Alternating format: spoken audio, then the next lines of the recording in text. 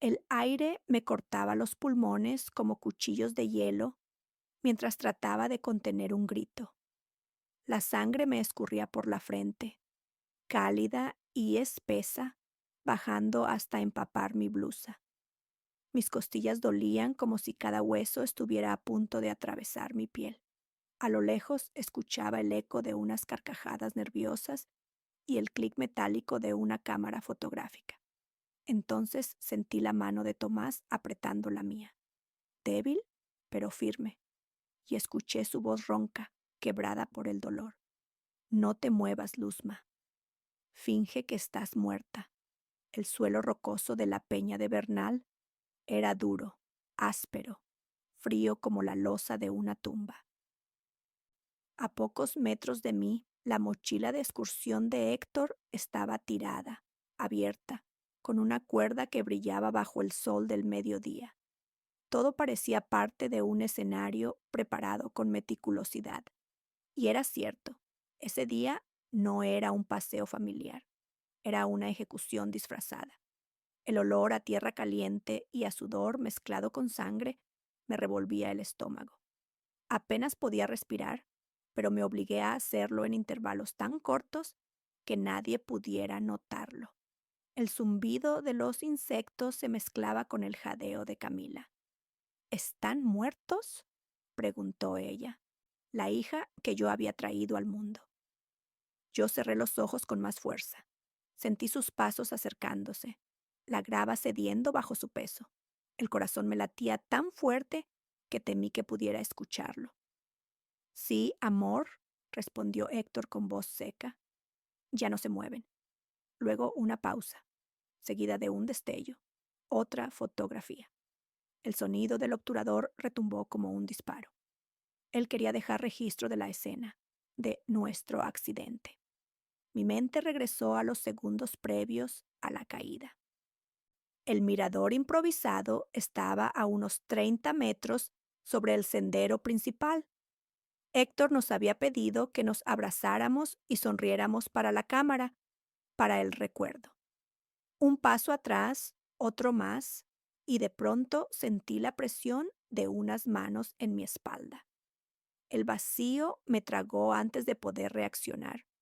Caímos los cuatro juntos en un torbellino de gritos y viento.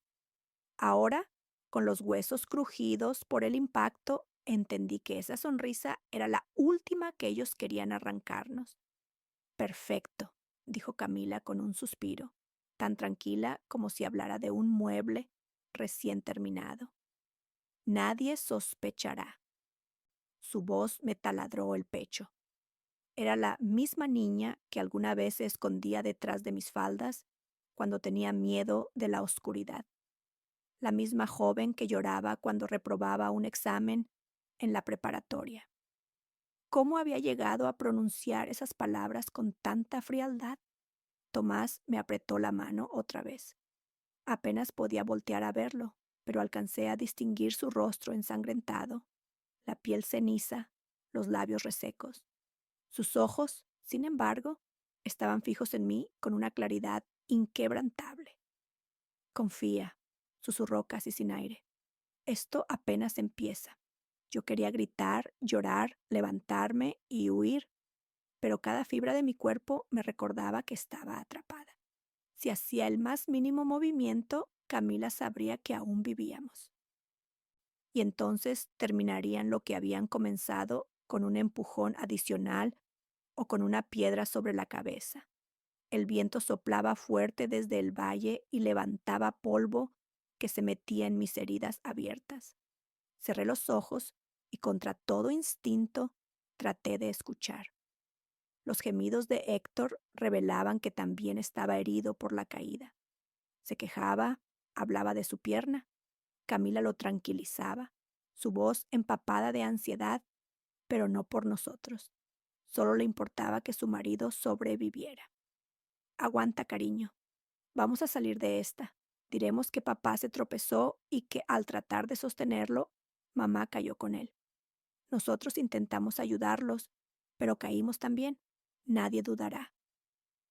Cada palabra era un puñal enterrándose en mi pecho. Estaban planeando el guión de nuestra muerte, el discurso que darían a los rescatistas, a la policía, a la familia.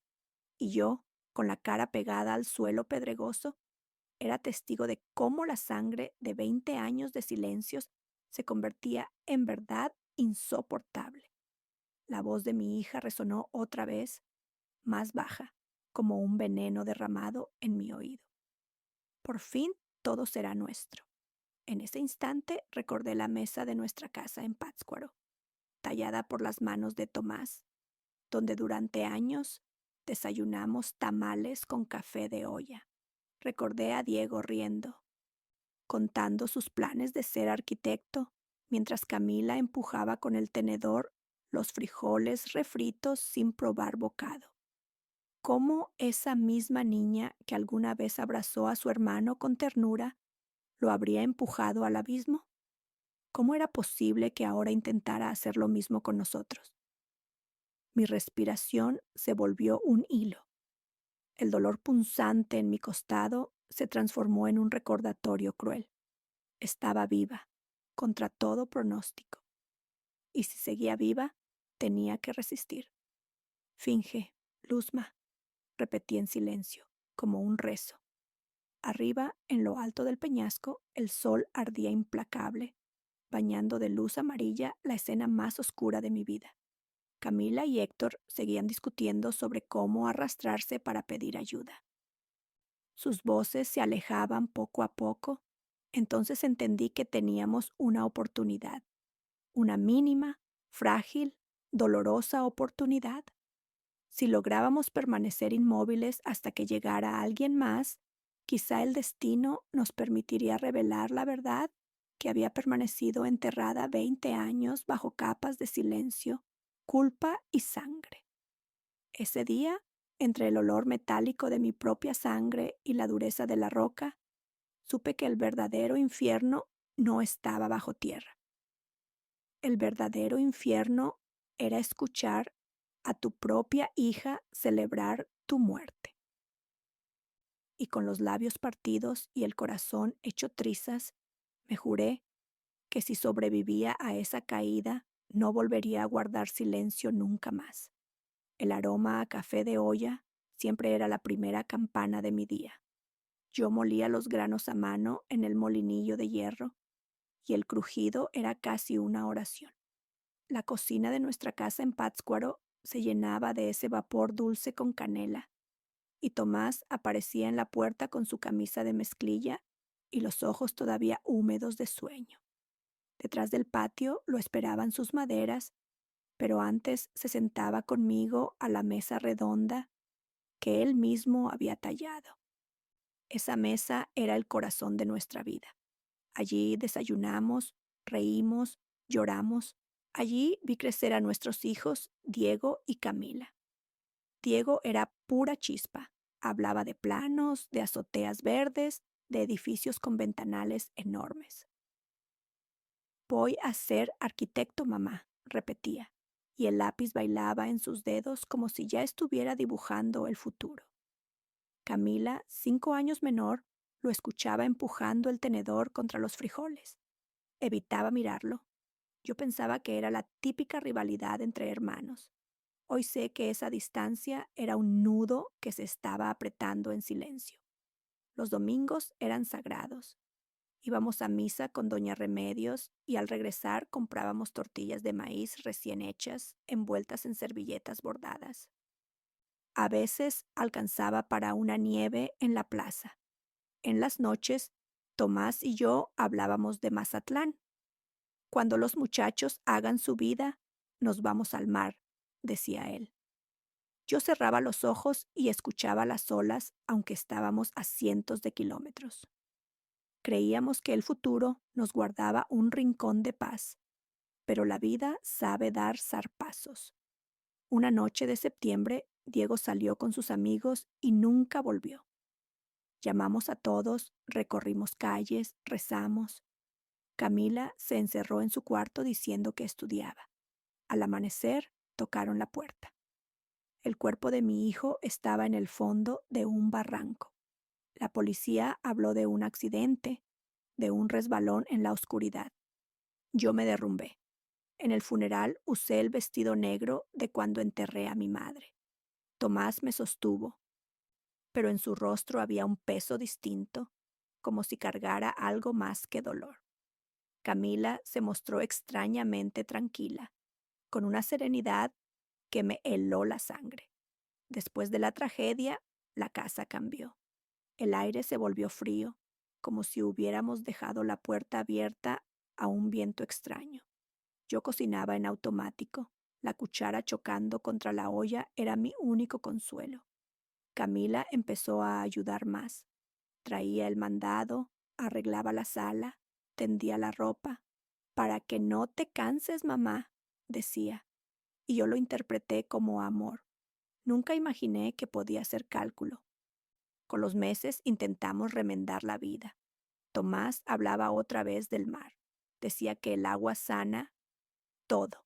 Yo asentía, aunque en mi interior cualquier playa me parecía un precipicio disfrazado. A veces encontraba en la cocina la caja de herramientas roja, despintada, que usábamos para guardar facturas y papeles. Estaba llena de recibos manchados de grasa, contratos arrugados, números que no cuadraban. Yo los doblaba sin mirar demasiado. Me decía que ya preguntaría luego. El amor, a veces, nos enseña a postergar las preguntas que más duelen. Yo seguía dando clases de literatura.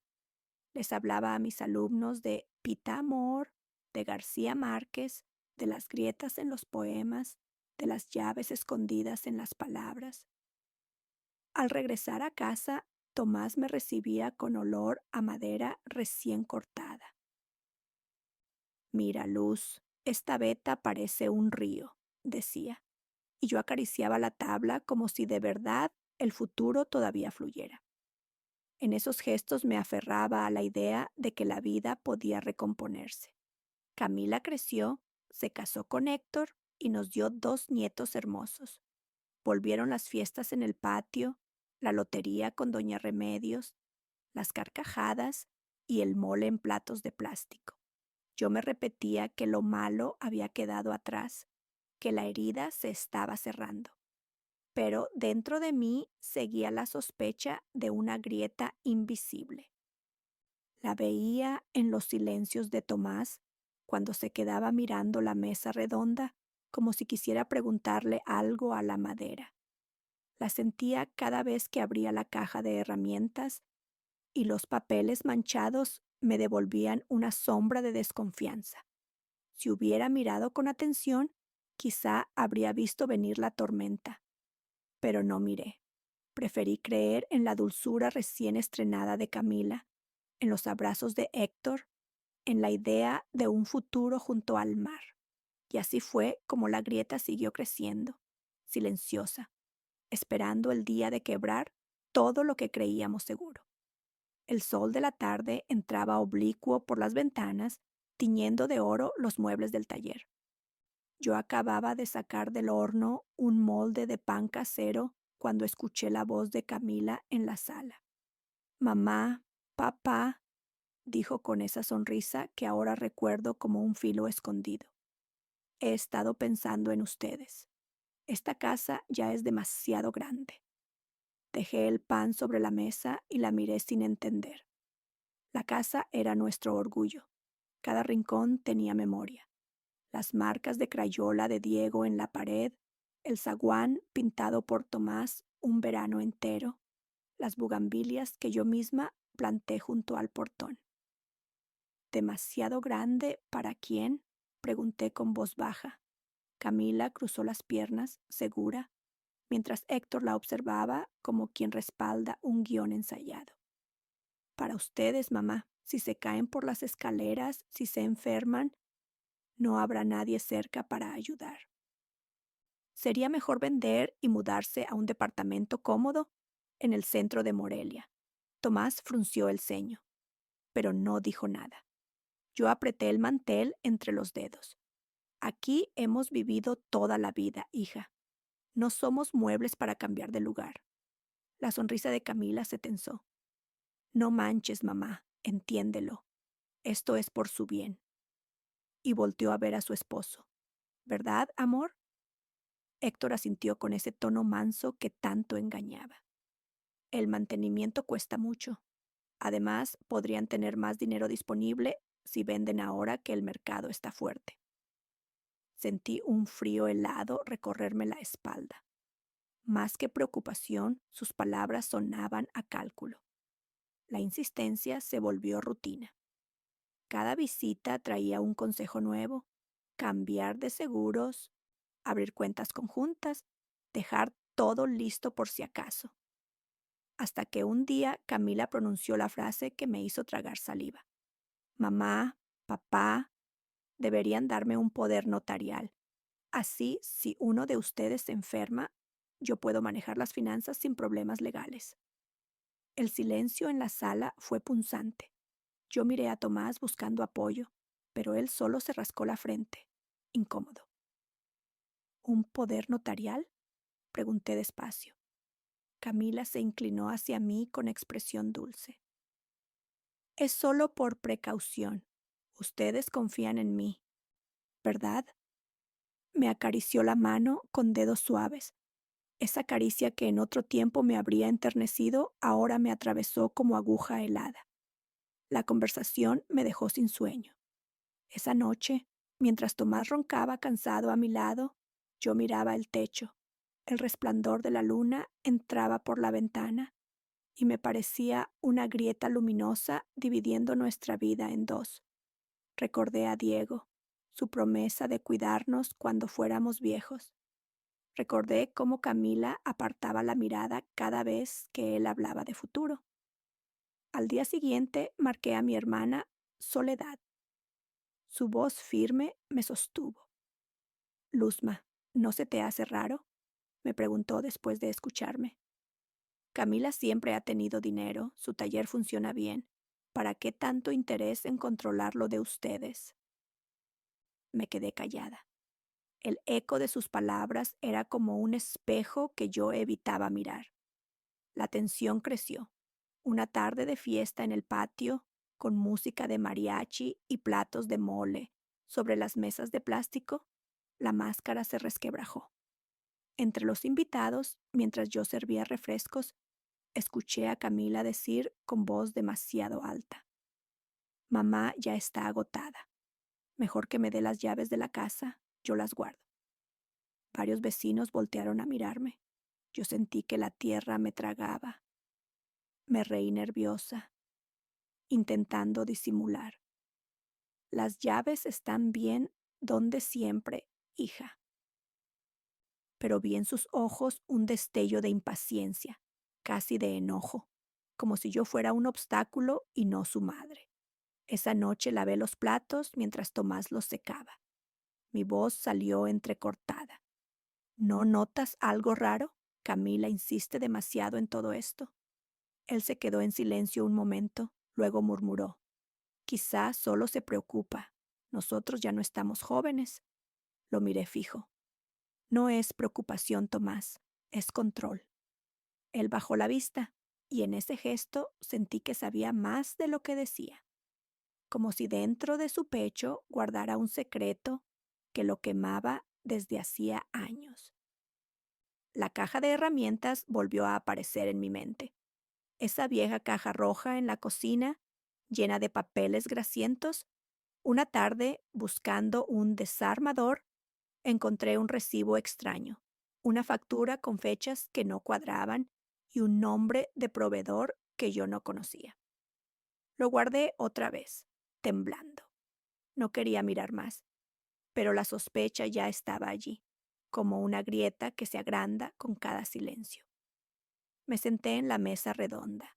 Pasé la mano sobre la madera, sintiendo las vetas como cicatrices. Escuché la risa de mis nietos en el patio y pensé: ellos creen que todo es un juego, que la vida es segura. Yo también lo creí alguna vez, pero ahora cada gesto de mi hija me sonaba a amenaza velada. Ese día entendí que la llave de nuestra casa, la misma que yo siempre guardé en el delantal, se había vuelto un símbolo. No era metal, era poder. y Camila quería tenerla a toda costa. La tarde estaba gris, cargada de nubes que presagiaban tormenta. Yo preparaba café en la cocina cuando Tomás entró, más serio que de costumbre.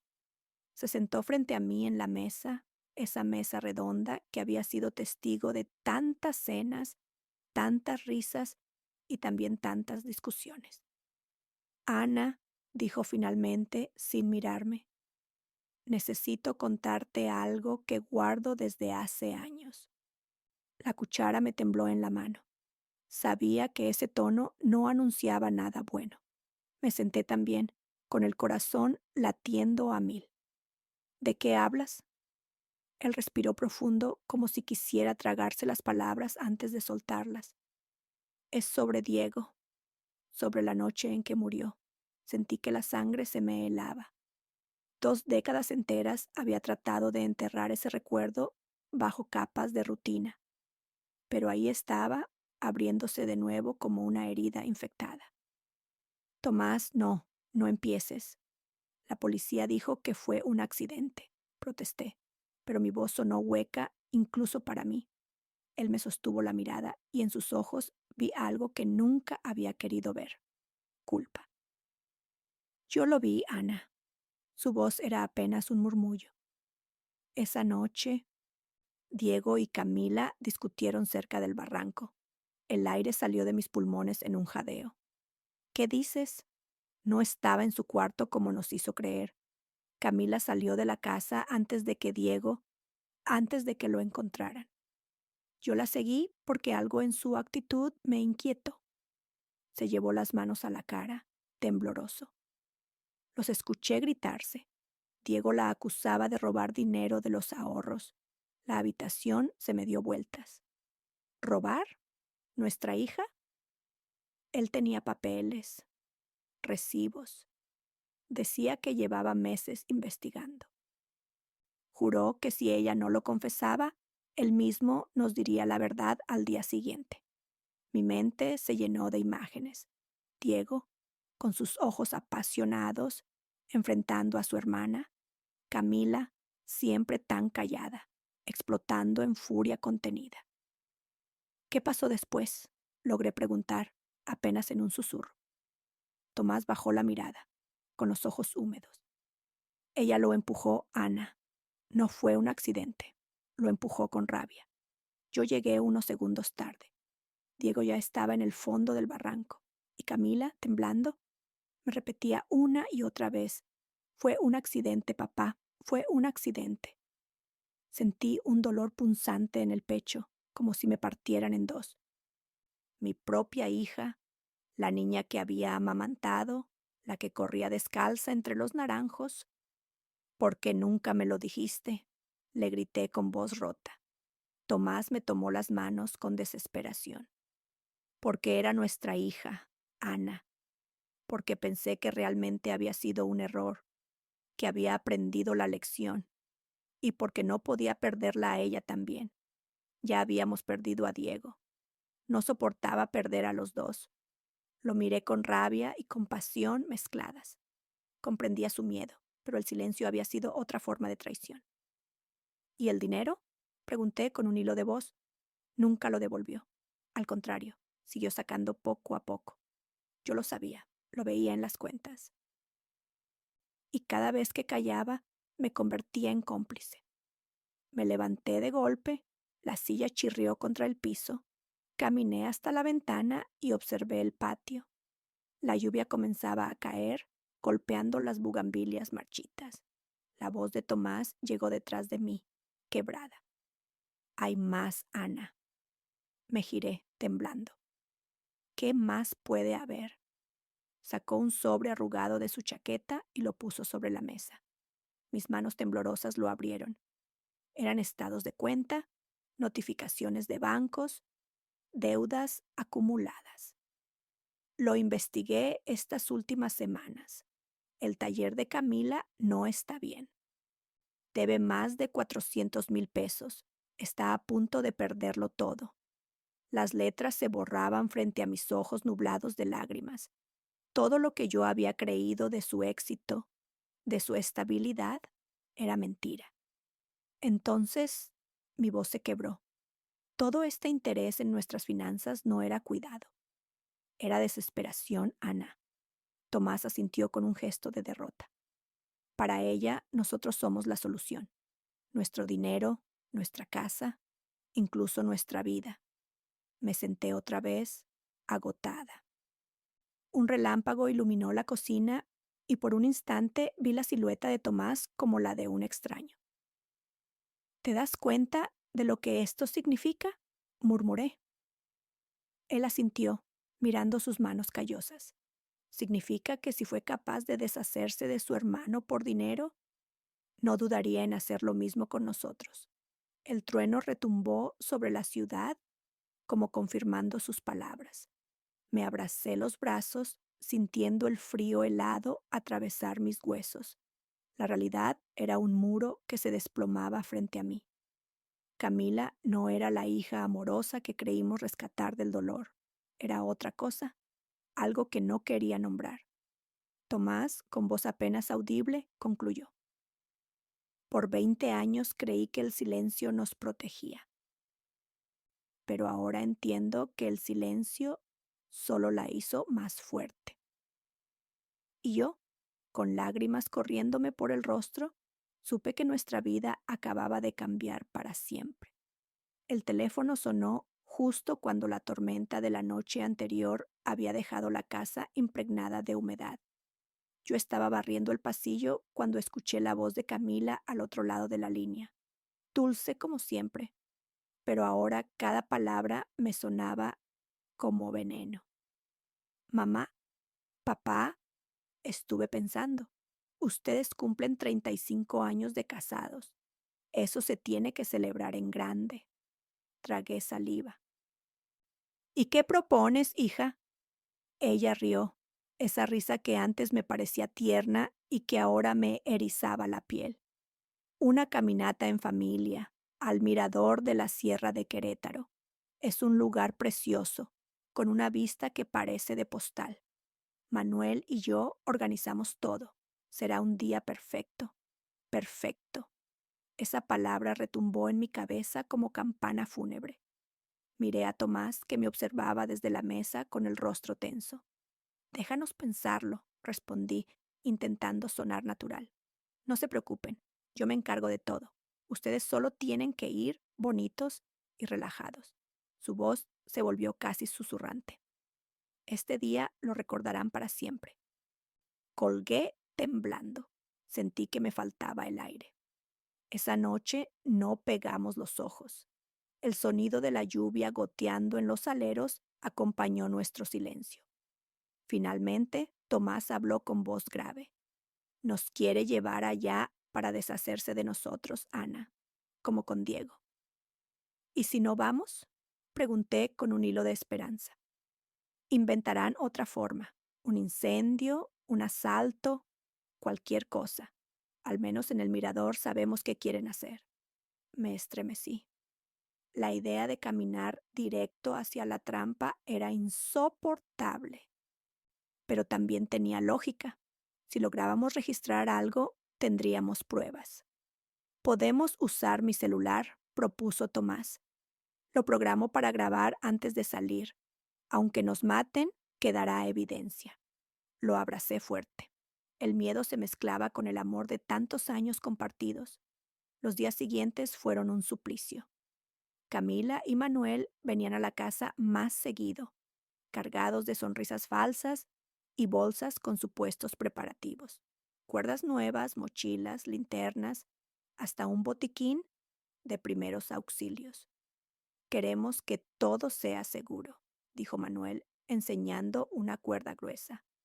No queremos ningún accidente, me reí nerviosa. El subtexto era claro. Esa cuerda nos salvaría. Esa cuerda encubriría. Mientras tanto, yo intentaba aparentar normalidad. Preparaba café, contaba chismes del barrio, les preguntaba por los nietos, pero dentro de mí había un frío helado, un presentimiento que se incrustaba como espina. Una tarde, después de que se fueron, corrí al cuarto de Diego. Abrí la vieja caja de madera que guardaba bajo su cama. Entre libretas y recortes encontré algunos papeles, copias de recibos, notas escritas a mano. Camila transfirió otra vez, decía en tinta azul. Si esto sigue, hablaré con papá mañana. Las letras bailaban ante mis ojos llenos de lágrimas. Diego lo había visto todo.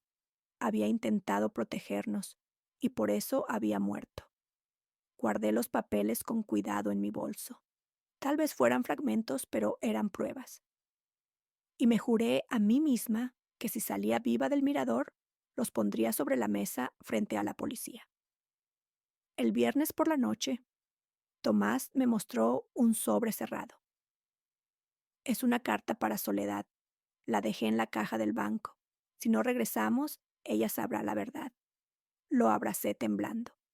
La casa estaba en silencio, pero cada pared parecía gritar. Me senté en la cocina y repasé cada rincón como si fuera la última vez. La estufa manchada de años de guisos, la foto de Diego en la pared, las bugambilias mirando la ventana. Si algo pasa, dijo Tomás acariciándome el cabello, recuerda que te amé más que a mi propia vida. Las lágrimas me nublaron los ojos. Dormimos poco, abrazados, con el miedo como tercer cuerpo entre nosotros. El sábado amaneció con un cielo engañosamente azul. Camila llegó temprano, tarareando una melodía alegre. Buenos días, tortolitos, ¿listos para su gran aventura? Manuel apareció detrás cargando mochilas repletas. Traje fruta, agua y sándwiches. Nada faltará. Los observé fingiendo entusiasmo. Por dentro, mi corazón palpitaba tan fuerte que sentí que podía delatarme. Durante el desayuno, Camila desplegó un mapa sobre la mesa. El sendero es sencillo. En menos de 2 horas llegaremos al mirador. La vista es impresionante. Sus ojos brillaban con un fulgor extraño, casi febril, y yo supe que aquella no era una invitación, era una sentencia. El camino hasta la sierra fue una eternidad. Manuel conducía, cantando al ritmo de la radio, mientras Camila contaba anécdotas de cuando éramos niños. Yo apretaba la mano de Tomás en silencio. Él, con un gesto apenas perceptible, deslizó el dedo por su celular escondido en el bolsillo de la chaqueta. Ya estaba grabando. Cada kilómetro me parecía un paso más hacia el abismo. Los árboles altos se multiplicaban, la brisa de montaña se volvía más fría y mi alma se preparaba para lo inevitable. Cuando por fin el auto se detuvo en el estacionamiento de tierra, Manuel exclamó: «Llegamos, el aire aquí te llena los pulmones». Camila sonrió, ajustándose la mochila.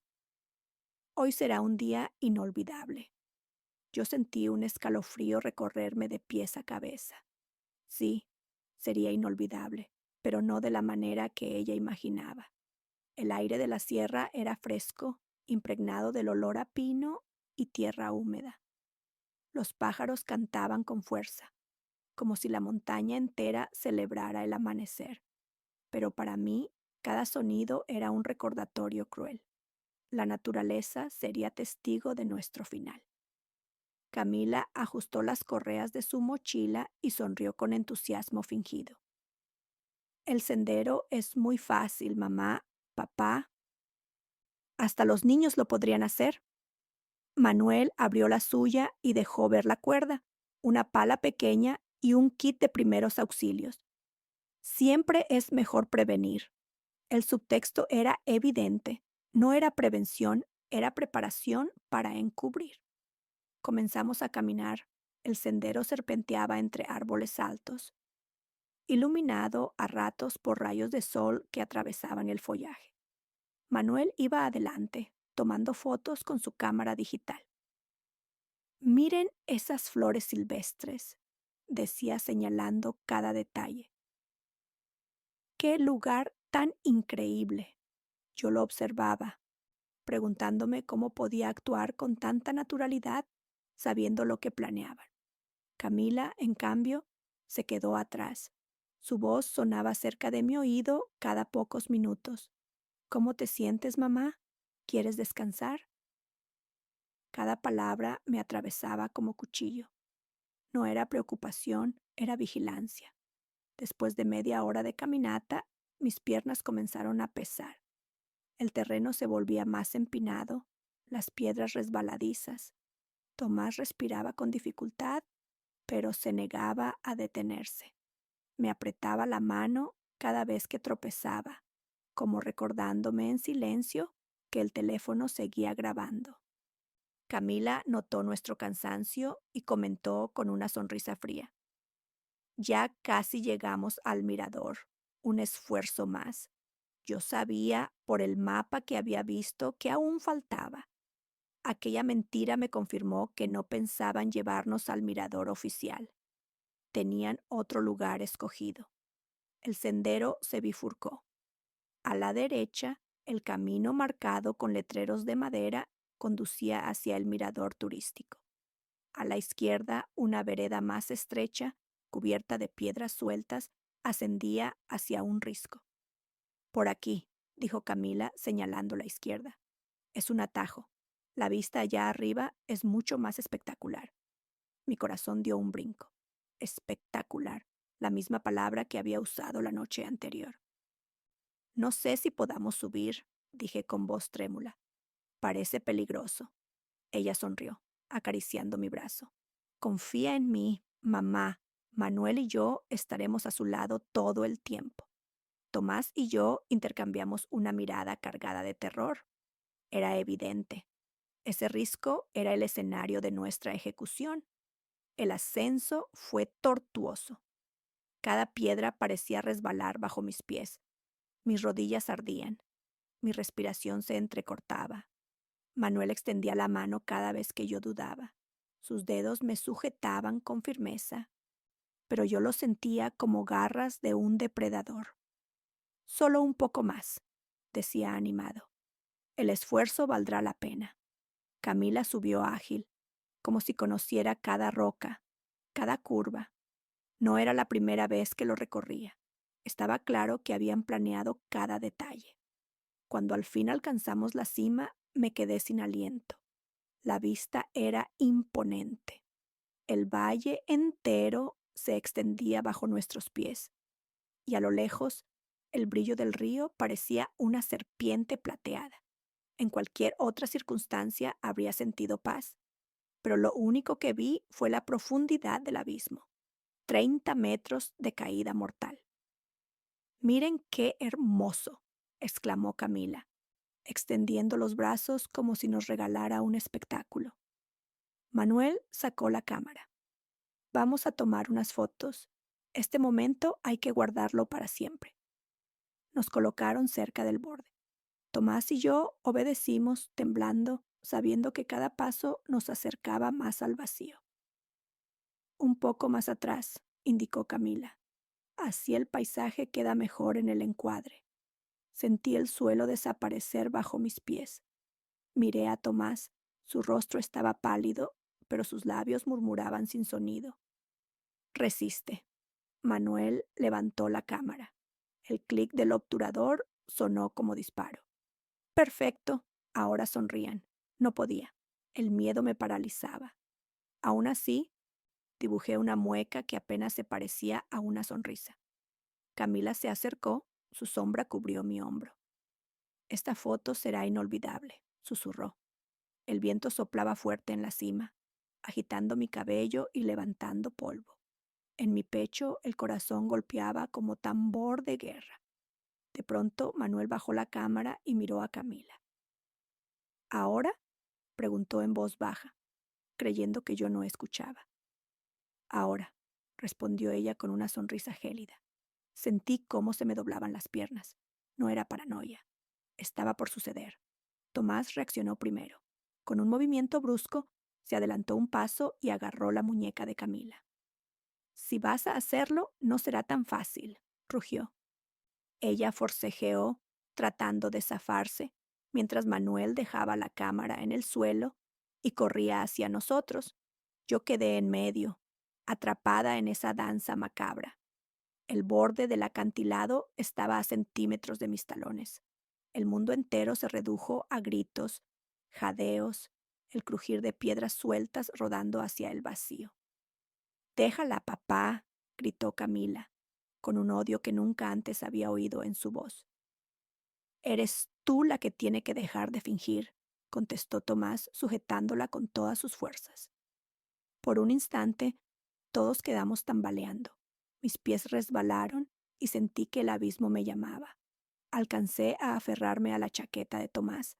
Manuel empujaba desde un lado, tratando de desestabilizarnos. El eco de nuestras voces se mezcló con el silbido del viento.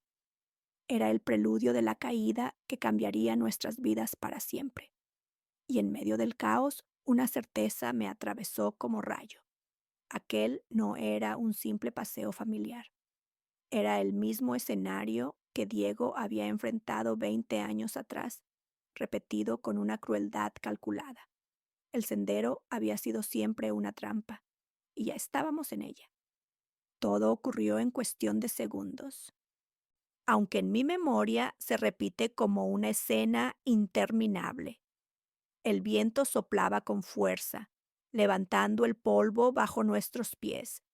El borde del risco se desmoronaba poco a poco, como si la misma montaña presintiera el crimen que estaba a punto de consumarse.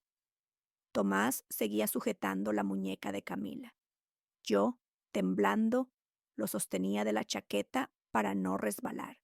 Manuel, con los ojos inyectados de furia, empujaba desde el costado.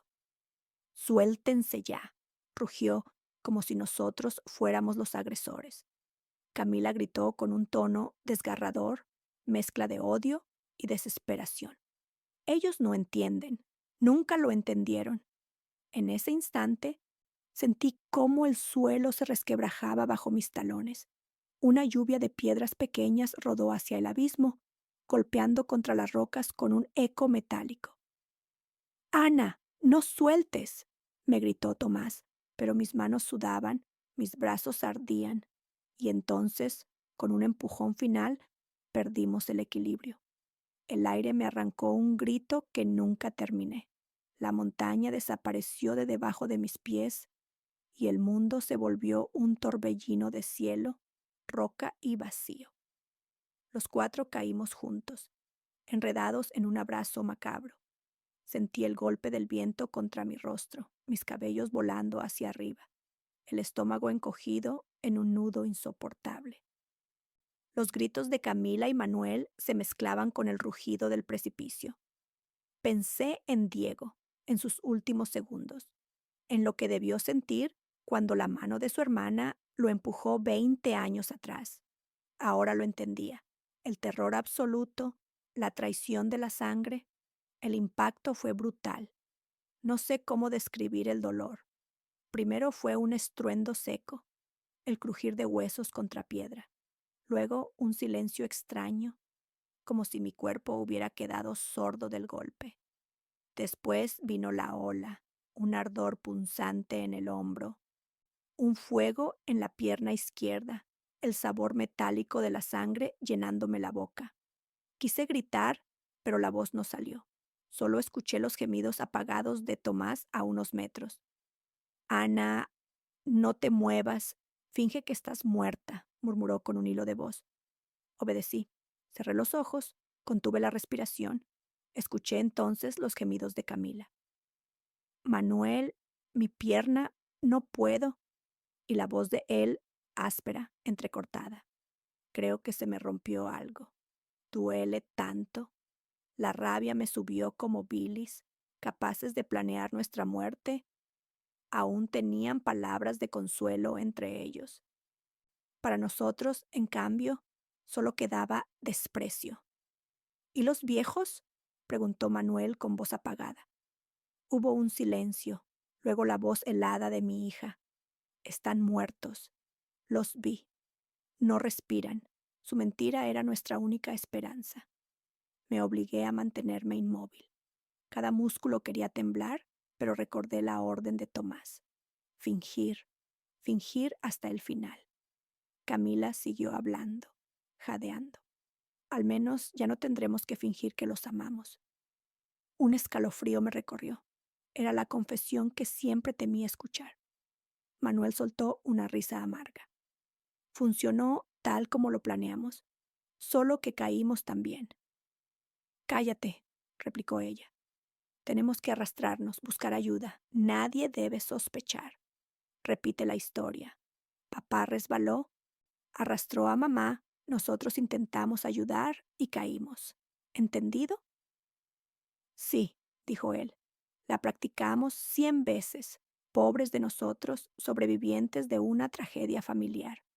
El eco de sus voces se fue perdiendo mientras se alejaban, arrastrándose sobre las piedras. Abrí apenas los ojos, vi el cielo fragmentado entre ramas, sentí la sangre correrme por la frente. Tomás estaba a un par de metros, pálido, respirando con dificultad. ¿Sigues viva? Susurró. Sí, pero apenas. El teléfono sigue grabando, dijo con un esfuerzo doloroso. Si salimos de esta, tendremos pruebas. Asentí débilmente. El dolor me atravesaba cada hueso, pero había una chispa encendida dentro de mí, la esperanza de que la verdad, por fin, saliera a la luz. El tiempo se volvió extraño. No sé si pasaron minutos o horas. Solo recuerdo el frío de la piedra contra mi espalda, el olor a tierra mojada y sangre mezclada, el zumbido de los insectos acercándose. Pensé en Diego de nuevo, en su sonrisa luminosa, en su sueño de construir casas, en su promesa de cuidarnos cuando fuéramos viejos. Cerré los ojos y le pedí perdón en silencio. Perdón por no haber visto, por no haber sospechado, por haber confiado en quien no debía. El eco de la voz de Camila aún resonaba. Al menos ya no tendremos que fingir que los amamos. Esa frase me dolía más que las costillas rotas. La tarde comenzó a oscurecer. Desde lo alto del barranco escuchamos voces lejanas. Una brigada de excursionistas, tal vez. Luego el ruido de helicópteros. Van a encontrarnos, susurré. Tomás me apretó la mano débilmente. Resiste, Ana. Pero recuerda, si saben que estamos vivos, destruirán todo. Hay que esperar el momento justo. La idea de seguir fingiendo, incluso frente a quienes venían a salvarnos, me aterró, pero entendía. Sin pruebas, sin estrategia, todo se perdería. Respiré hondo, sabiendo que el acto apenas comenzaba, porque sobrevivir a la caída era solo la primera parte de esta pesadilla. Lo peor estaba por llegar. El estruendo de las hélices anunció la llegada del rescate. El eco se multiplicaba en las paredes del barranco y con él la certeza de que aún no estábamos a salvo. Yo mantenía los ojos cerrados, respirando tan superficialmente que apenas sentía aire en mis pulmones. Aquí abajo, escuché la voz de Camila, quebrada en un llanto ensayado. Mis padres, mis pobres padres. Era una actriz perfecta. Su grito habría conmovido a cualquiera que no supiera la verdad. El sonido metálico de cuerdas y mosquetones descendiendo me hizo contener el aliento. Un rescatista se acercó a mí, palpó mi cuello buscando pulso. La mujer está muy débil, dijo, casi sin respiración. Perfecto. Mi engaño funcionaba. A unos metros escuché que otro rescatista confirmaba. El hombre está vivo, pero crítico. Tomás dejó escapar un gemido. Quise moverme, gritar que nos protegieran de nuestros propios hijos, pero recordé su advertencia. Finge, Ana, no aún. El ascenso fue un suplicio. Sentí cómo me colocaban en una camilla rígida, cómo las cuerdas chirriaban al elevarnos. Cada movimiento me arrancaba un quejido interno que no debía dejar salir. Arriba, entre sollozos fingidos, Camila repetía su papel de hija desconsolada. Intentamos salvarlos, se resbalaron. Fue tan rápido. Los rescatistas la consolaban con palmaditas en la espalda. Yo quería gritar, pero seguí inmóvil, con los ojos cerrados, esperando que la mentira se volviera su propia trampa. Nos trasladaron en helicóptero al hospital de Querétaro. El aire frío entraba por las rendijas y los paramédicos trabajaban sobre nuestros cuerpos.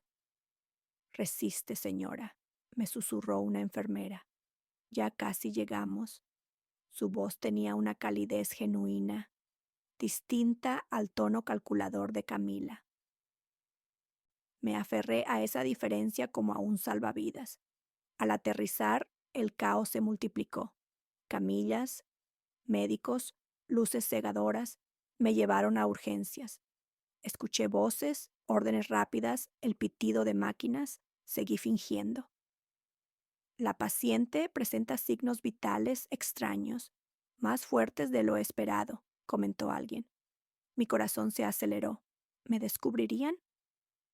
Sucede en traumas severos, respondió la doctora de guardia. El cuerpo pelea por sobrevivir. Vigílenla de cerca. Me salvé, otra vez. Un par de horas después, escuché pasos acercándose. Reconocí esas voces inmediatamente. ¿Podemos verlos? Era Manuel, con tono suplicante. Solo unos minutos, respondió una enfermera. Lo sentí cerca. El olor de la loción de Manuel, la respiración contenida de Camila. Mi cuerpo entero se tensó. Mamá, susurró mi hija junto a mi oído, si me escuchas, quiero que sepas que te amo. Sus palabras eran miel envenenada. Quise abrir los ojos y gritarle la verdad, pero entonces se inclinó más. Nunca debiste hacer tantas preguntas, mamá. Hay secretos que deben quedarse enterrados, igual que Diego. Un escalofrío me atravesó. Lo había dicho. Había pronunciado el nombre de su hermano. No lo sabía, pero alguien más también lo había escuchado. Una enfermera joven, de nombre María, leía en su gafete cuando abrió la cortina. Se quedó inmóvil. Sus ojos se abrieron como platos. Había entendido el peso de esas palabras. Camila, nerviosa, se apresuró a despedirse. Necesitan espacio. Vámonos, amor. Los escuché alejarse. María, en cambio, se acercó a mí con sigilo. Señora, susurró, sé que me escucha. Si está en peligro, muévame un dedo. El corazón me martillaba. Dudé un segundo, pero lo hice. Moví el índice. Ella jadeó, sorprendida. Dios mío, está fingiendo, se recompuso de inmediato. Escuche. Si de verdad esas personas intentaron hacerle daño, necesito que lo confirme. Mueva 3 veces el dedo. Lo hice. 1, 2, 3. María tragó saliva. Está bien. Yo hablaré con la doctora jefa. No está sola. Minutos después regresó acompañada de la médica de guardia y 2 policías vestidos de civil. Uno de ellos se presentó en voz baja. Soy el detective Ramírez. Señora, sabemos que puede oírnos. ¿Está segura ahora? Abrí los ojos lentamente. La luz me cegó al principio, pero logré enfocar los rostros. La enfermera María tenía lágrimas en los ojos. El detective me observaba con seriedad. Mi voz salió como un hilo ronco. Mi hija y su esposo nos empujaron. El silencio se hizo pesado. El detective asintió con gravedad. Lo sospechábamos por lo que la enfermera oyó, pero necesitamos pruebas. Con esfuerzo levanté la mano temblorosa. El teléfono, el de Tomás, grabó todo. El detective salió de inmediato hacia la habitación de mi esposo. Yo quedé exhausta, con la enfermera María sosteniéndome la mano. Al poco rato regresaron. El detective tenía el celular de Tomás en alto. Está todo aquí. La confesión de Manuel, las palabras de Camila, sus planes. Tenemos suficiente para una orden de arresto. Un nudo de alivio me hizo llorar. Pero deben tener cuidado, susurré. Si se enteran que estamos vivos, intentarán acabar con nosotros en el hospital. El detective asintió.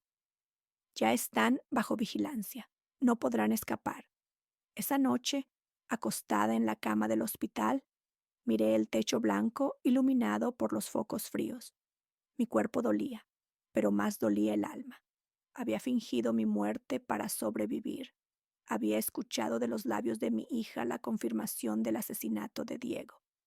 Y por primera vez en 20 años, la verdad estaba a punto de salir a la luz. Tomé aire, sintiendo la máscara de oxígeno en mi rostro y cerré los ojos. Lo peor aún no terminaba. Pronto tendría que enfrentar a Camila en un tribunal, frente a todos, y revelar el monstruo que había escondido detrás de la máscara de hija ejemplar. Pero ya no tenía miedo. Habíamos caído al fondo y sobrevivido. Ahora nos tocaba ascender, esta vez hacia la justicia. La mañana siguiente el hospital hervía de murmullos. Enfermeras, pacientes, visitantes, todos hablaban de la familia accidentada en la sierra. Nadie imaginaba que detrás del espectáculo de lágrimas y abrazos había una verdad podrida a punto de estallar. Yo estaba recostada, con el brazo en cabestrillo y la cabeza aún vendada, cuando el detective Ramírez entró a la habitación. Su expresión era firme. Señora, hoy mismo vamos a proceder. Tenemos la orden de arresto. Sentí un escalofrío. ¿Aquí, en el hospital? Aquí mismo. Y será público, respondió con calma. Tenemos que exponerlos frente a testigos para que no puedan negar lo evidente. Me acomodé en la cama, con el corazón latiendo como tambor.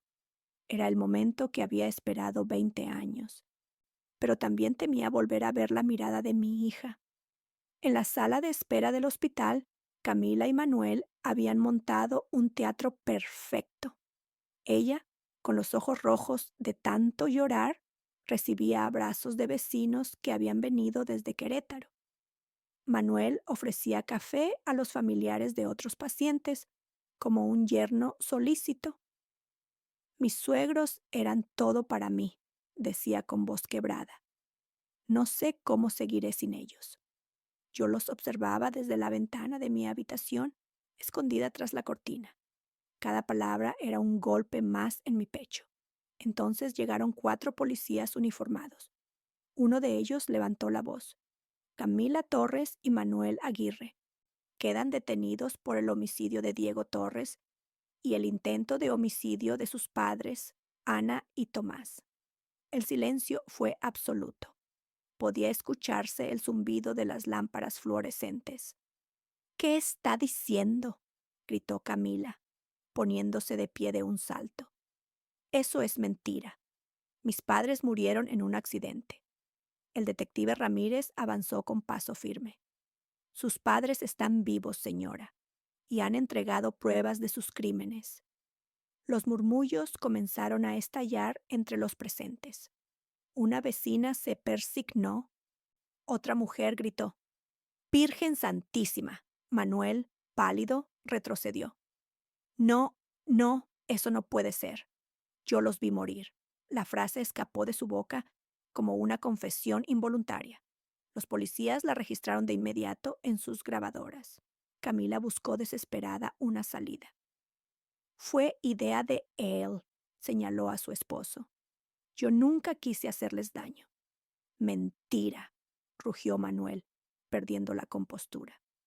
«Tú planeaste todo, desde el accidente de tu hermano hasta lo del mirador». La sala estalló en exclamaciones. Nadie podía creer lo que escuchaba.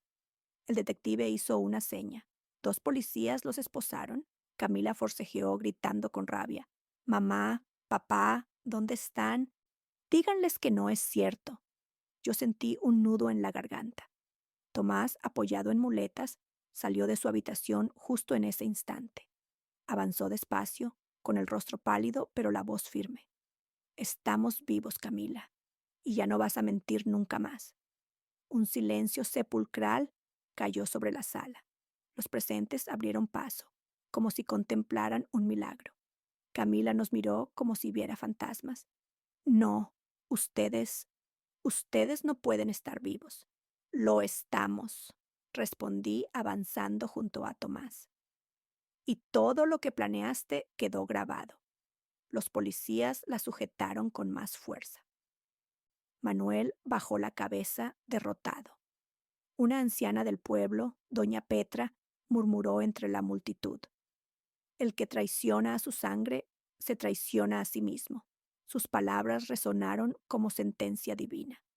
El traslado fue inmediato. La prensa, avisada por algún curioso, llegó en cuestión de minutos. Cámaras, micrófonos, flashes. Camila, ¿es cierto que intentaste matar a tus padres?, gritó un reportero. Manuel, ¿sabías del asesinato de Diego? Ellos, esposados, eran arrastrados hacia la patrulla entre gritos y empujones.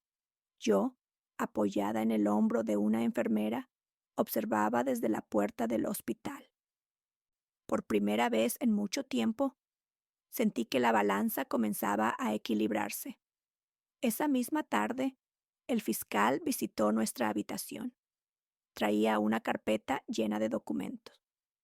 Señora Ana, don Tomás, dijo con solemnidad, sus testimonios serán fundamentales, pero ya contamos con grabaciones, pruebas financieras y las confesiones involuntarias de ambos detenidos.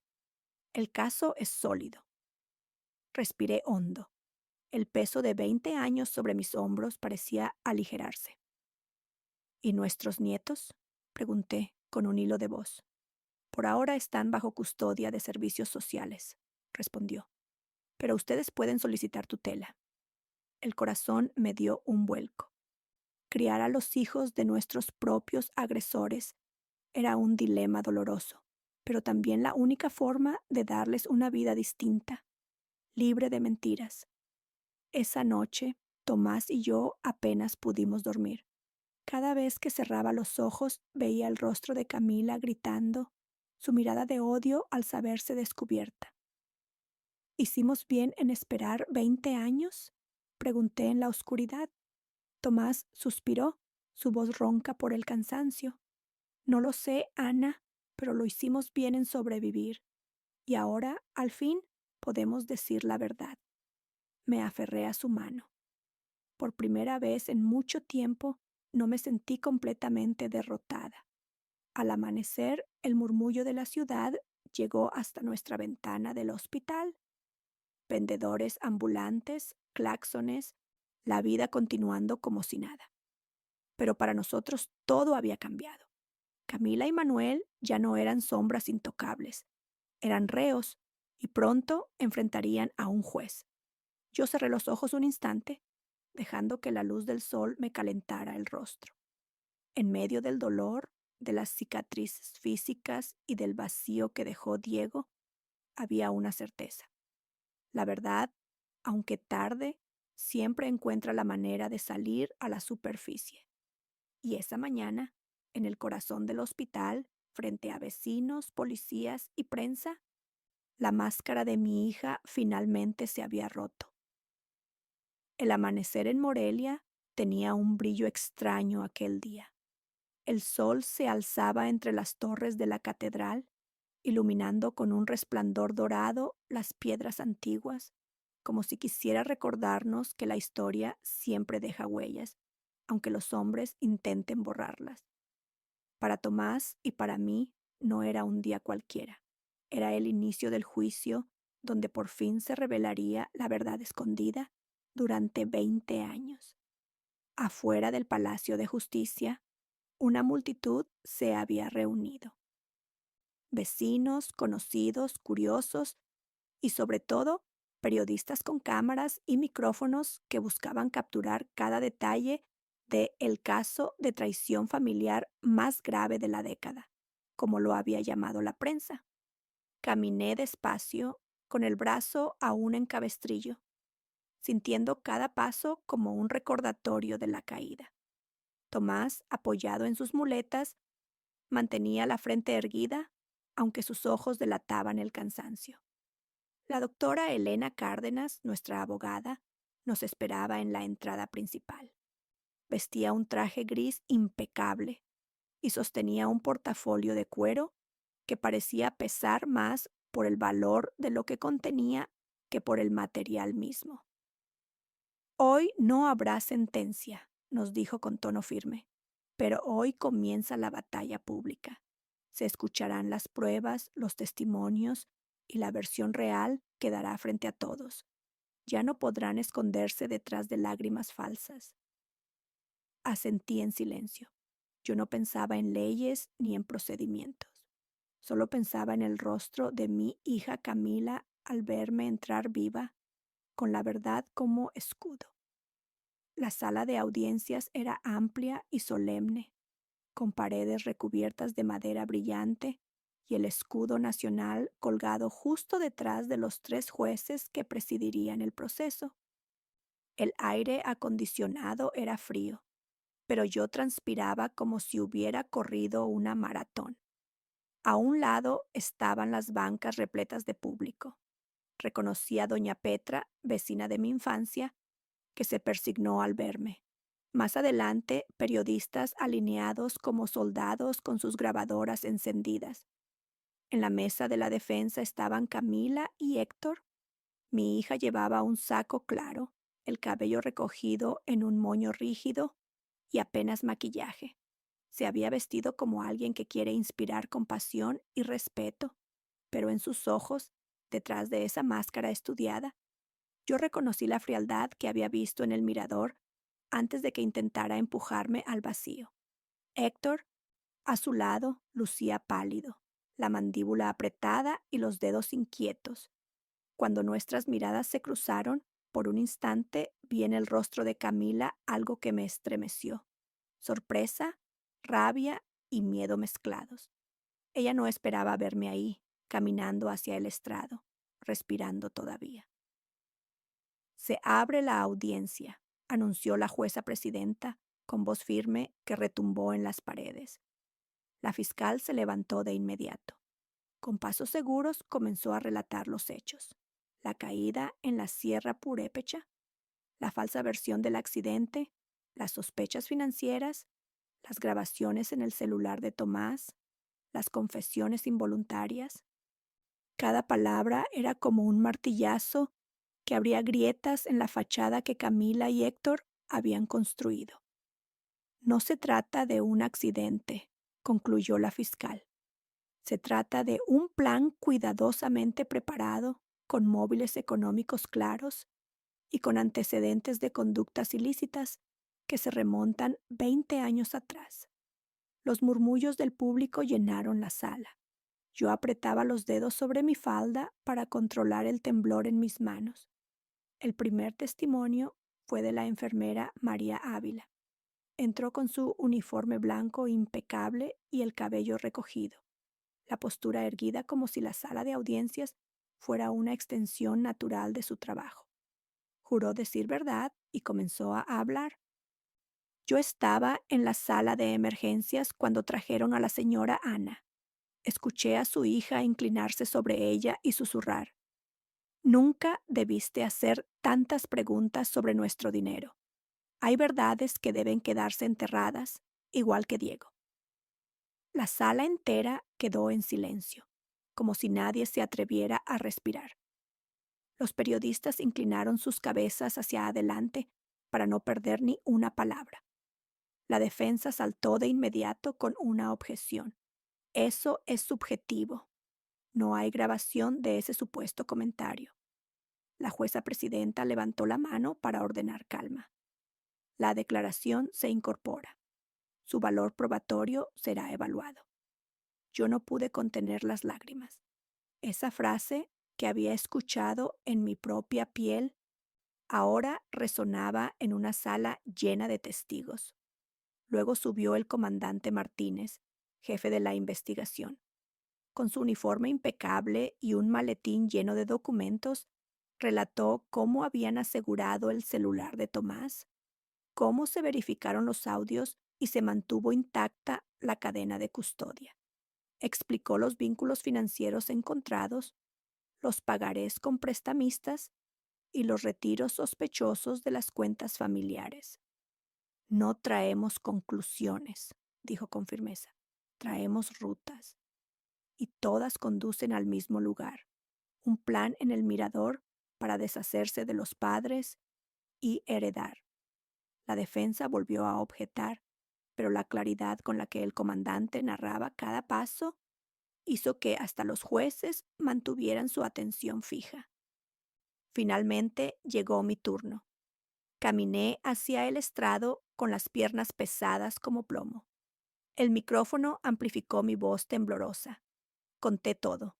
Las mañanas de café en Pátzcuaro, la noche en que Diego nunca volvió, el cambio repentino en Camila después del funeral, la insistencia por vender la casa, la cita con el abogado para modificar el testamento, el viaje al mirador, la cámara de Héctor, el un paso atrás para la foto, la caída, el dolor, la orden de Tomás. Finge que estás muerta. ¿Puede asegurar que vio a su hija empujarla? Preguntó la defensa con un tono desafiante. Respiré hondo. Puedo asegurar que escuché a mi yerno decir ahora, mientras bajaba la cámara. Puedo asegurar que mi hija nos colocó justo en el borde y que después de la caída, mientras yo fingía estar muerta, los escuché planear cómo contarían su historia de sobrevivientes. Eso no es un accidente. Eso es un guión. El murmullo del público volvió a recorrer la sala como un río subterráneo. Tomás testificó después. Su voz era más firme que la mía. Contó que había visto discutir a Diego y a Camila la noche que él murió. Dijo que creyó en la versión del accidente porque no soportaba la idea de entregar a su propia hija a la justicia.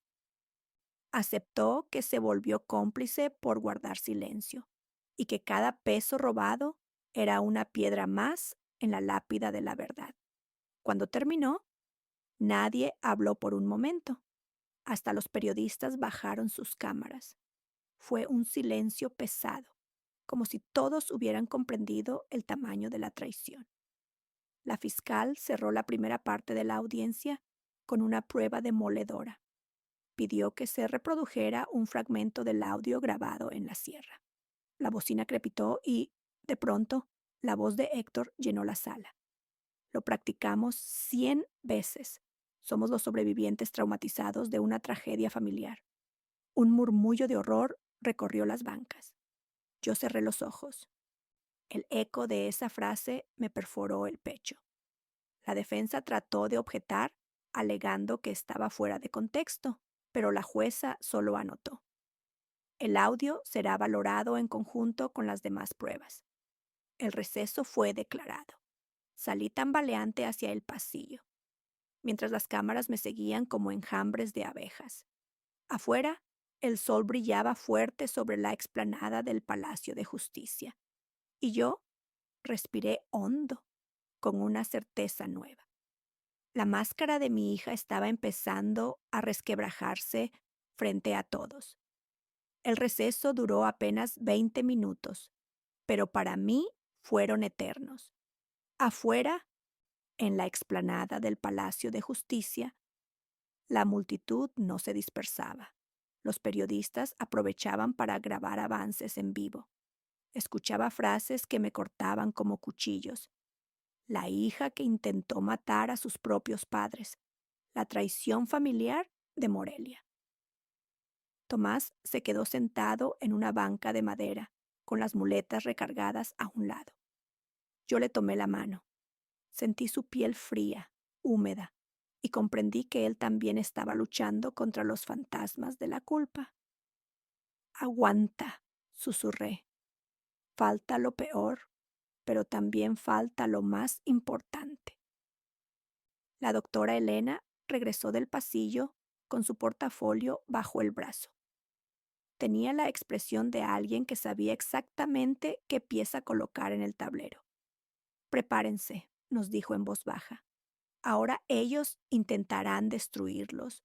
Su estrategia será presentarlos como padres amargados, enfermos y resentidos que buscan venganza.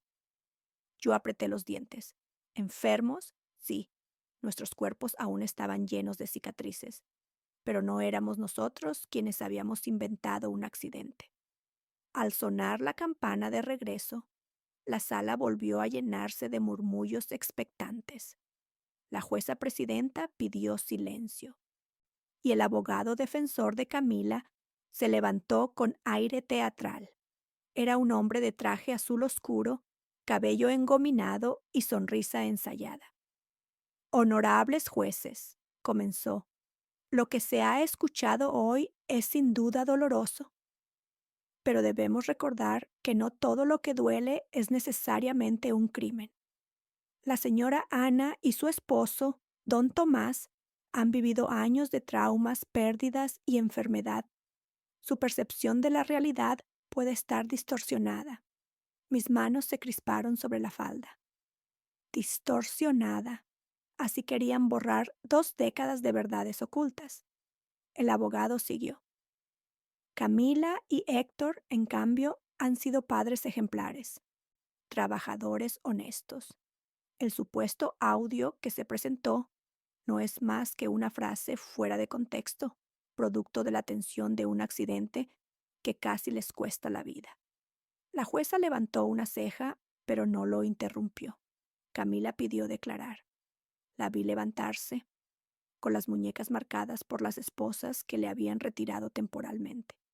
Caminó hacia el estrado y fingió un temblor en la voz que solo yo sabía falso.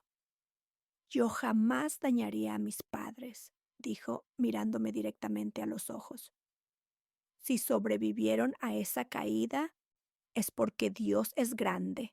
Pero si ahora creen que yo los empujé, se los juro, están equivocados. Ellos siempre han preferido a mi hermano Diego, incluso después de muerto. Yo cargué con su ausencia, con su vacío, con la tristeza de esta familia. Y ahora me quieren culpar de lo único que no tiene explicación, un accidente. Los murmullos crecieron entre el público. Un periodista murmuró en voz alta. Drama de telenovela, pero con vidas reales. Yo la escuchaba y sentía que cada palabra era veneno. Mi hija estaba transformando nuestra lucha por la verdad en una obra de teatro. Héctor subió después. Su discurso fue más calculado. Yo amaba a mis suegros, dijo con voz firme. Eran como mis padres. No puedo creer que estén aquí, acusándome de intentar matarlos. Fue un accidente.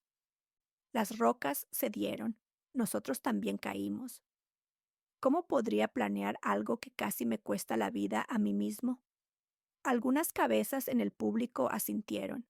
Su argumento tenía lógica superficial, pero yo sabía que era mentira. La doctora Elena tomó notas rápidas, lista para contraatacar. Entonces la defensa jugó su carta más sucia.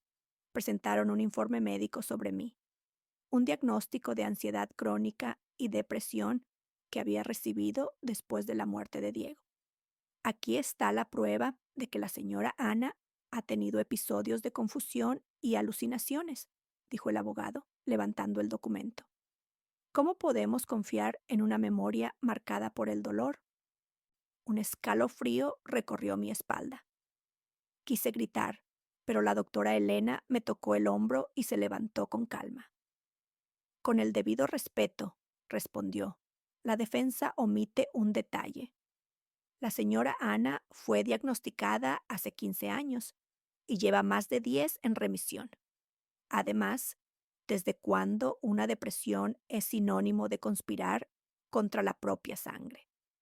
Ese argumento no solo es ofensivo, es discriminatorio. El público aplaudió y la jueza tuvo que pedir silencio.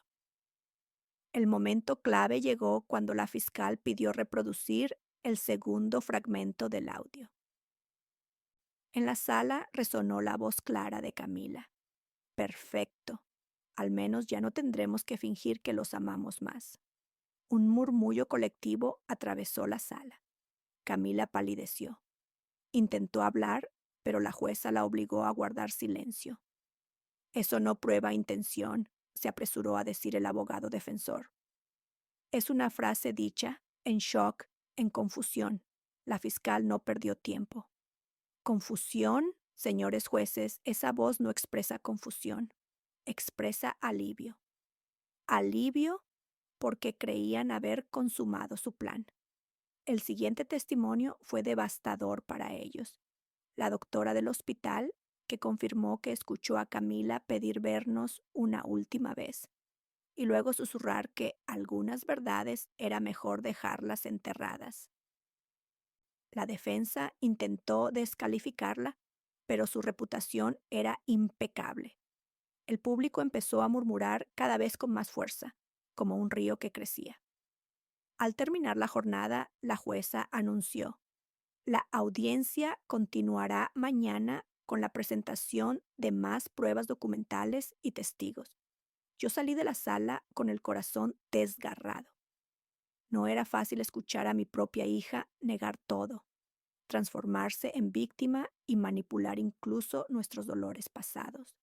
Pero sabía que cada grieta en su discurso la hundía más. Afuera, la prensa nos rodeó. Un micrófono casi tocó mi boca. Señora Ana, ¿qué sintió al escuchar a su hija negar todo frente a usted? Respiré hondo, sostuve la mirada de las cámaras y respondí con la voz más firme que pude. Sentí que perdí a mi hija hace 20 años. Hoy solo confirmé que la mujer frente a mí no es Camila, es la sombra de lo que la ambición puede hacer en un corazón. Los flashes iluminaron mis lágrimas. El juicio apenas estaba comenzando, pero la verdad ya estaba tomando forma frente a todo México. El tercer día del juicio amaneció gris. Nubes pesadas cubrían el cielo de Morelia como un presagio. Tomás y yo llegamos temprano, acompañados por la doctora Elena. En la explanada, más gente que nunca. Había estudiantes de derecho, amas de casa, reporteros de Ciudad de México, incluso turistas curiosos. Todos querían presenciar la caída pública de Camila y Héctor. Cuando entramos a la sala, sentí un murmullo recorrer las bancas. Algunas personas me ofrecieron miradas de aliento, otras simplemente observaban con el morbo de quien mira un espectáculo. Yo caminé con la frente en alto, aunque por dentro mi corazón latía con una furia dolorosa. La fiscal abrió la jornada con las pruebas documentales. Uno a uno presentó los pagarés firmados por Héctor con prestamistas en Uruapan, los estados de cuenta que demostraban retiros sospechosos de nuestras cuentas e incluso un documento notarial con mi firma falsificada. Estos papeles no mienten, dijo con voz clara. Aquí está la evidencia de que Camila y Héctor no solo intentaron asesinar a sus padres, sino que ya habían comenzado a robarles en vida. La jueza permitió que los documentos circularan entre los magistrados. El murmullo del público creció. Alguien exclamó: ¡qué descaro! Después subió a testificar mi hermana Clara. Sus manos temblaban mientras juraba decir la verdad. Contó cómo yo la había llamado semanas antes del accidente para contarle mis sospechas. Ana me dijo que su hija estaba presionándola para ceder el control de las finanzas. Me pidió guardar una carta en la caja fuerte del banco, una carta donde relataba todo lo que temía. El abogado defensor intentó minimizarla, pero Clara levantó la voz con inusual firmeza. Yo no invento, señores jueces. Mi hermana me confió su vida y esa carta existe. La fiscal sonrió satisfecha. Cuando parecía que todo estaba dicho, la doctora Elena pidió el turno final. Se levantó con calma, abrió su portafolio y sacó un objeto que reconocí al instante: la pequeña grabadora digital que habían encontrado en el bolso de Camila al momento del arresto. Esta grabadora contenía conversaciones recientes, explicó. En ellas se escucha claramente a los acusados discutiendo cómo acelerar el plan antes de que sus padres fueran a la policía. Pidió que se reprodujera un fragmento. La sala se llenó con la voz de Héctor. Tenemos que actuar ya. Si se nos adelantan, perdemos todo.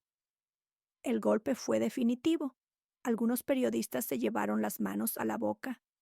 Yo cerré los ojos, sintiendo que por fin el muro de mentiras se desplomaba. La defensa ya no tenía mucho que decir.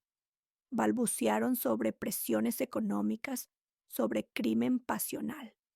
Pero los jueces escuchaban en silencio, con rostros severos. Finalmente, la jueza presidenta anunció que habría un receso para deliberar. La sala entera estalló en murmullos. Afuera, los periodistas corrieron a transmitir las últimas revelaciones. Yo me quedé sentada, apretando las manos de Tomás. Él me susurró: ya casi, Ana. Diego por fin tendrá justicia. Una hora después, los jueces regresaron. El público se levantó, expectante. Yo sentí un nudo en la garganta tan fuerte que apenas podía respirar. Este tribunal, comenzó la jueza, tras analizar las pruebas documentales, testimoniales y periciales, declara a Camila Torres y Héctor Aguirre culpables del homicidio intencional de Diego Torres y del intento de homicidio agravado en contra de Ana y Tomás Torres. La sala estalló en exclamaciones. Algunos aplaudieron, otros lloraron. Yo solo sentí mis rodillas flaquear. Se les condena a 30 años de prisión sin derecho a libertad anticipada, continuó la jueza. Además, se abre proceso por falsificación de documentos y fraude financiero. Camila gritó como un animal herido. No, no pueden hacerme esto. Soy su hija. Sus ojos me buscaron como cuchillos. Yo la miré con una mezcla de dolor y compasión y respondí en voz baja: solo para mí. Fuiste mi hija, pero elegiste dejar de serlo. Héctor, en cambio, se hundió en la banca, derrotado, murmurando: todo se acabó. Los policías los esposaron frente a todos. La multitud observaba con una mezcla de asombro y alivio. Doña Petra, desde la última fila, se persignó en silencio. Afuera, cuando los patrulleros arrancaron con ellos rumbo al penal, los periodistas se volcaron sobre mí. Señora Ana, ¿qué siente al ver a su hija condenada? Respiré hondo. El aire olía a lluvia próxima. Siento que la verdad tardó, pero llegó, y que aunque el amor de madre nunca muere, hay crímenes que lo destrozan todo. Las cámaras capturaron mis lágrimas. Esa noche regresamos a casa exhaustos. El silencio era abrumador. Caminé por el pasillo y vi las fotos antiguas. Diego con su sonrisa noble, Camila de niña en bicicleta. Toqué el vidrio con mis dedos temblorosos. Lo logramos, hijo, susurré. Tu nombre ya no está manchado de mentiras. Tomás me abrazó desde atrás. Ahora empieza lo más difícil: criar a tus nietos. Asentí. Ellos no tenían la culpa y merecían crecer en un hogar donde la palabra amor no fuera una máscara. Un año después, ya en nuestra casa nueva cerca del lago de Pátzcuaro, los niños corrían por el patio mientras el sonido de las campanas de la iglesia llenaba la tarde. Tomás los observaba desde la mecedora, con la pierna aún resentida por la caída. Yo me acerqué a la orilla del lago, dejando que la brisa húmeda me acariciara el rostro. Por primera vez en 2 décadas, respiraba sin miedo. La traición de mi hija nos había roto, pero también nos había enseñado algo: que el silencio solo alimenta a los monstruos, que la verdad duele, pero libera, y que a veces hay que fingir estar muerto para poder volver a vivir. Miré al cielo y susurré: Diego, descansa. Tus padres sobrevivimos, tus sobrinos tendrán un futuro, y la justicia, al fin, se cumplió. Han pasado 2 años desde aquel juicio que marcó nuestras vidas para siempre. A veces me sorprendo al pensar que sigo aquí, respirando, caminando, riendo con mis nietos. Hay mañanas en que despierto con el eco de los gritos de Camila en la sala del tribunal, pero enseguida escucho las risas de los niños en la cocina y la pesadilla se disuelve. Nuestra nueva casa, cerca del lago de Pátzcuaro, es más pequeña, pero cada rincón guarda paz. El sonido del agua al chocar contra la orilla se ha convertido en nuestro arrullo nocturno. Tomás cuida un pequeño huerto en el patio. Yo preparo tortillas de maíz frescas con mis nietos, que ahora llaman a ese lugar su verdadero hogar.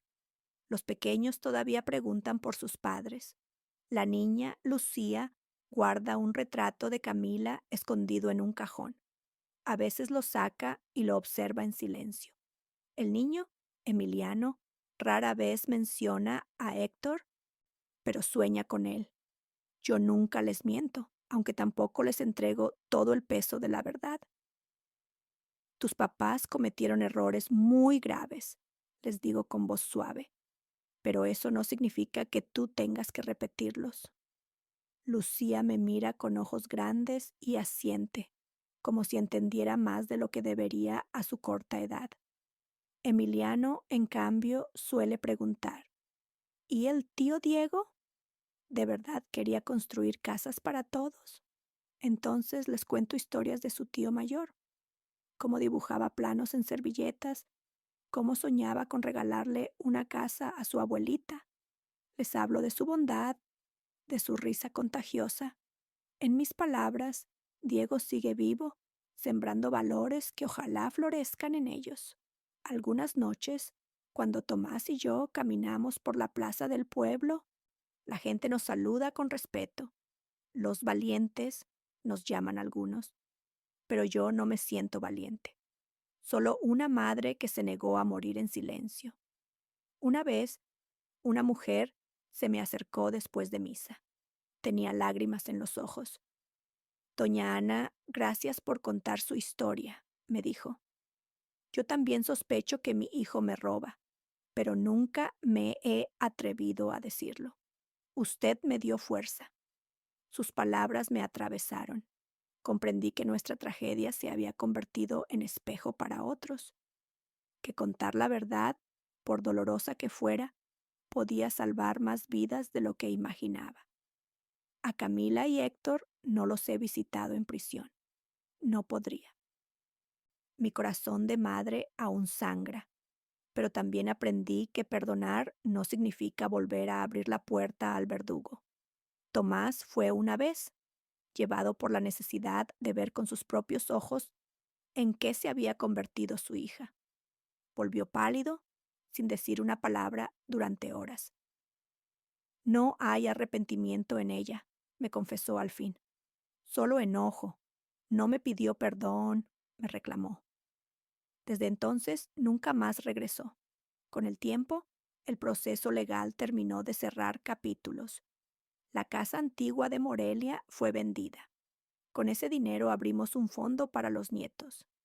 La prensa dejó de acosarnos, aunque a veces todavía aparecen artículos recordando la traición familiar de los Torres. Yo no los leo. Prefiero enfocar mi mirada en el presente. Una tarde, mientras Lucía me ayudaba a doblar ropa, me preguntó de repente, Abuelita, ¿cómo puedo estar segura de que no voy a ser como mi mamá? Sus palabras me desgarraron, pero encontré fuerzas para sonreírle. Porque tú eliges cada día quién quieres ser, hija. Tu mamá tomó decisiones malas, pero tú puedes sembrar otras semillas, de amor, de verdad. Ella me abrazó con fuerza, y en ese instante comprendí que mi misión ahora era esa: romper el ciclo, mostrarles a esos niños que la familia puede sanar aunque esté rota. A veces camino sola hasta el cementerio donde descansa Diego. Llevo flores frescas y me siento frente a su tumba a contarle todo lo que hemos vivido. Le hablo de sus sobrinos, de cómo Emiliano ya sabe leer y de cómo Lucía canta en el coro de la iglesia. Le prometo que sus sueños de construir hogares siguen vivos, aunque de otra manera. Y siempre termino con la misma frase. Hijo, tu verdad salió a la luz.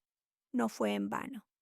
Hoy, a mis 60 años, miro atrás y veo una vida marcada por la traición. pero también por la resistencia.